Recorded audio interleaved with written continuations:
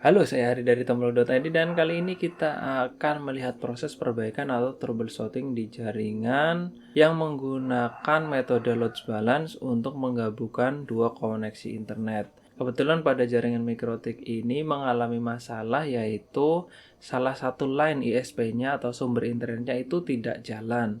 Itu untuk masalah yang pertama. Kemudian untuk masalah yang kedua, klien juga meminta untuk memperbaiki auto backup yang tidak jalan. Jadi dulu sudah saya pasang auto backup, tapi akhir-akhir ini dia tidak jalan. Bagaimana proses perbaikannya? Langsung saja kita ke videonya. Setelah saya remote mikrotiknya, langsung saja saya cek untuk ke interface-nya. Kita pastikan dulu katanya di line atau ESP2-nya tidak jalan. Jadi di sini nih, di Ether 5 ESP2 untuk ESP1-nya ini sudah jalan. Kita lihat lagi, ini SP1 jalan, sedangkan SP2-nya yang di Ether 5 ini 0 atau tidak jalan. Kemudian saya cek IP-nya. Jadi hal pertama yang saya lakukan adalah mengecek IP-nya, apakah IP-nya ada apa enggak. Kemudian saya cek dan saya cari. Ternyata ini enggak ada IP-nya. Jadi kita harus cek dulu karena IP adalah sumber dari segalanya. Jadi cek IP-nya ada apa enggak. Dalam hal ini nih IP-nya nggak ada untuk yang di Ether 5 ESP2 nggak ada. Kalau Ether 1 ESP ada.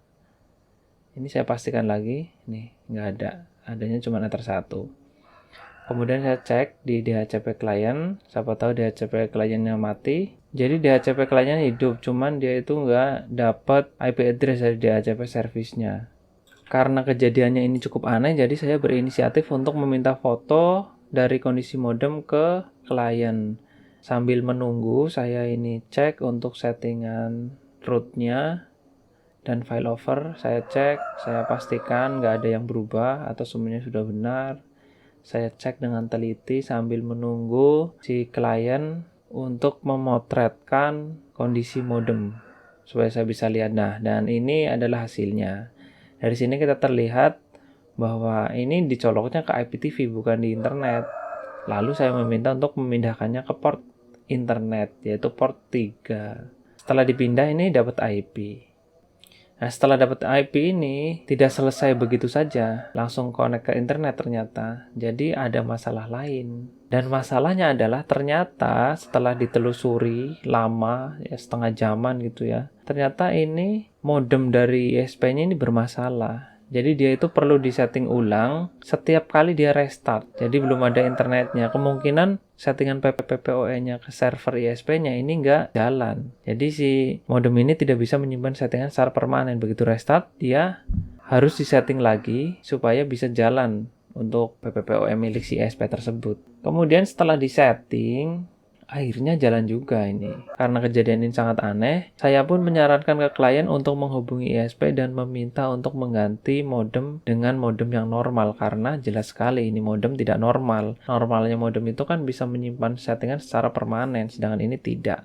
Sebenarnya mudah untuk menentukan titik di mana errornya. Jadi kita gunakan logika yang sangat sederhana. Jika di hari ini atau di hari kemarin atau kemarinnya lagi itu tidak ada perubahan di mikrotik kita, kemudian internetnya error, berarti 100% kemungkinan masalah bukan ada di mikrotik, tapi ada di komponen lain. Bisa di jaringan lokalnya atau di jaringan ISP-nya. Selanjutnya kita tinggal cek menggunakan mikrotik untuk menentukan di mana masalahnya, apakah di jaringan ISP atau di jaringan kliennya atau jaringan yang menuju ke klien. Karena masalah pertama sudah selesai, kita selesaikan untuk masalah yang kedua, yaitu masalah email.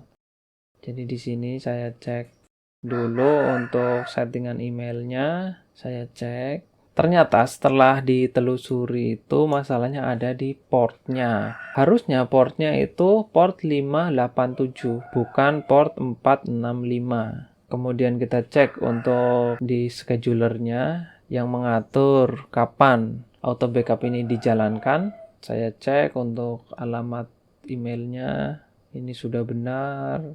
Saya pastikan bahwa ini alamatnya valid dan sesuai dengan yang diberikan oleh klien. Setelah itu saya berinisiatif untuk mengecek MRTG karena MRTG-nya sudah diaktifkan di sini.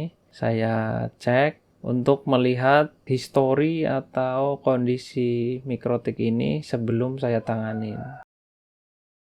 Kita lihat, ini penggunaan CPU-nya normal, untuk ISP1-nya ini jalan terus, dan untuk ISP2-nya ya benar ini mati dari sekitar jam 3 pagi nih sampai saat ini, saat saya melakukan proses setting ini.